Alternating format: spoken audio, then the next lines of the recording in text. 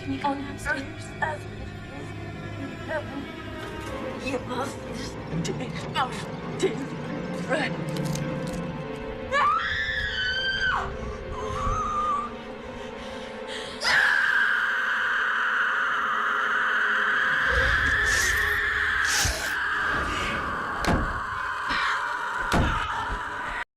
O que você acabou de ver realmente é assustador, não é?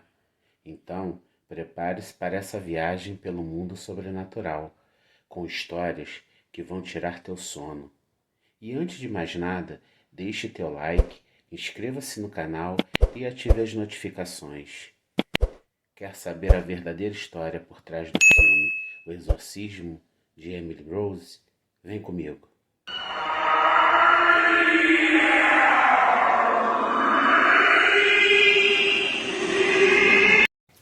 Conheça o caso que inspirou o exorcismo de Emily Rose. Possessão demoníaca ou negligência médica?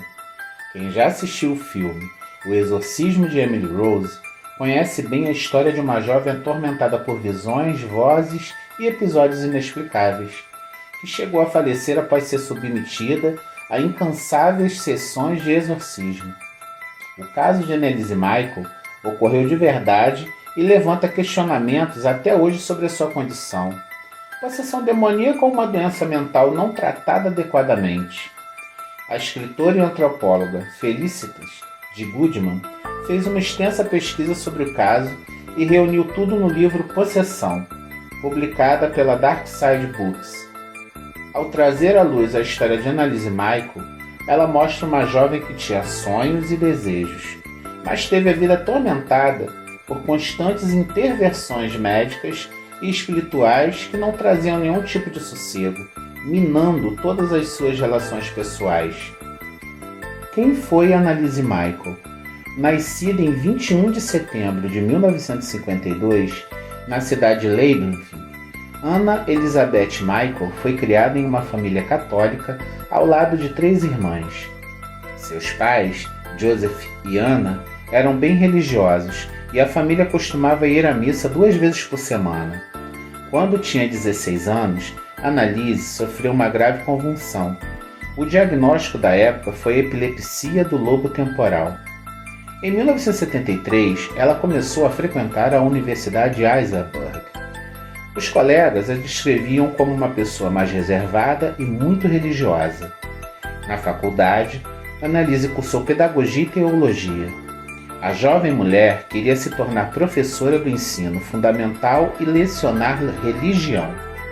O tema de trabalho de conclusão do curso de Annelise Michael, apresentado 1 mês antes da sua morte, era o medo e a possibilidade de lidar com ele na educação religiosa, tratamento psiquiátrico e peregrinação religiosa. Em junho de 1970, Annelise teve uma terceira convulsão no hospital psiquiátrico quando estava internada. Apesar da medicação anticonvulsiva, a jovem relatava que continuava vendo rostos diabólicos, várias vezes ao dia. E isso levou os médicos a trocarem sua medicação, adotando um fármaco utilizado no tratamento de diferentes casos de psicose como esquizofrenia e alucinações. Com 21 anos de idade, ela começou a desenvolver depressão e relatou ter alucinações enquanto rezava. Segundo Annelise, ela ouvia vozes condenando-a a apodrecer no inferno. Além de o tratamento não estar ajudando, sua depressão apenas foi piorando. Mesmo com 5 anos de tratamento, os remédios pareciam não surtir mais efeito. Michael participou de uma peregrinação à cidade de San Damiano, no norte da Itália, organizada por uma amiga da família. O acompanhante concluiu que ela estava sofrendo de possessão demoníaca porque não conseguia passar por um crucifixo e se recusava a tomar água benta. Há relatos de que Annelise teria dito que não conseguia entrar no santuário porque seus pés queimavam como fogo, quando ela tentava. A jovem circundou o santuário em uma tentativa de acessá-lo de outra maneira, mas nunca conseguia passar do jardim. Dizem que ela não conseguia olhar para as imagens de Jesus Cristo ou de outros santos católicos, porque elas ofuscavam a sua vista. Suspeita de possessão e tentativas de exorcismo. O estado físico da jovem piorou e ela começou a agir com agressividade. Machucava a si próprio, bebia a própria urina e comia insetos. Em 1973, ela iniciou um tratamento com outro remédio anticonvulsivo e estabilizador de humor. Annalise ainda tomava outros fármacos antipsicóticos durante os ritos religiosos, mas a situação não apresentava melhora. Tanto a família Michael como a comunidade se convenceram de que ela realmente estava possuída por algum demônio e consultaram diversos padres para proceder com o exorcismo.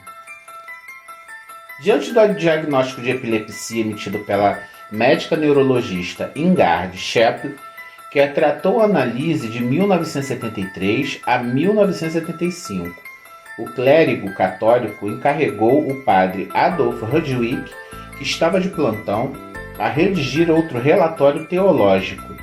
No documento, ele contradizia o diagnóstico médico e defendia a hipótese de possessão, baseado na reação da jovem a artefatos religiosos. A perícia do padre foi realizada em junho de 1975 e encaminhada pela Ordem de Augsburg ao bispo Joseph Stangl, que imediatamente encarregou 2 clérigos a iniciarem um procedimento de exorcismo de acordo com o Rituale Romanum.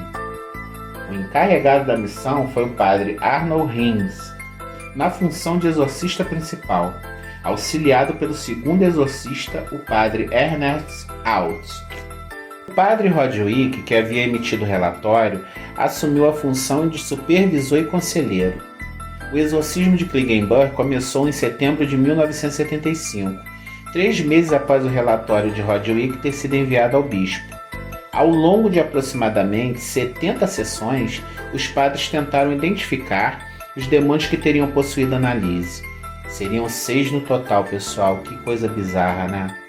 Os rituais foram conduzidos na casa dos pais de Michael, em Klingenberg, começando no início da noite para que os pais, amigos, conhecidos que trabalhavam pudessem assistir às sessões em horário adequado. As irmãs de Annalise também costumavam estar presentes. Segundo os religiosos, os 6 demônios teriam sido exorcizados em 31 de outubro de 1975, o período macabro do Halloween. Porém, a condição de Annalise piorou na Sexta-feira Santa de 1976, segundo os pais, e de acordo com eles, a jovem teria recusado qualquer tratamento médico desde o final de 1975. E em maio de 1976, ela se mudou da residência estudantil de Augsburg de volta para a casa da família. Em 30 de junho de 1976, já com 31 quilos a menos, Annalise recebeu a absolvição do padre Hans. Naquela noite, os pais a colocaram para dormir e naquela madrugada ela veio a óbito. O médico não conseguiu determinar uma causa natural de morte e informou o promotor público responsável em Aschaffenburg. O relatório da autópsia determinou que a causa da morte era desnutrição e desidratação resultantes de quase 1 ano de fome extrema, conforme os exorcismos eram executados. Annalise pesava 30 quilos a menos. Sofreu quebra dos joelhos em decorrência de contínuas genuflexões, não conseguia mais se mover sem ajuda e teria contraído uma pneumonia. Que coisa trágica, gente. O Estado processou os pais de Michael e os padres por homicídio por negligência. O caso chegou aos tribunais de 1978, promovendo o embate entre a teoria de possessão demoníaca e um caso de doença mental tratada inadequadamente. Em 2013, a casa dos Michael, onde foram realizadas sessões de exorcismo, pegou fogo.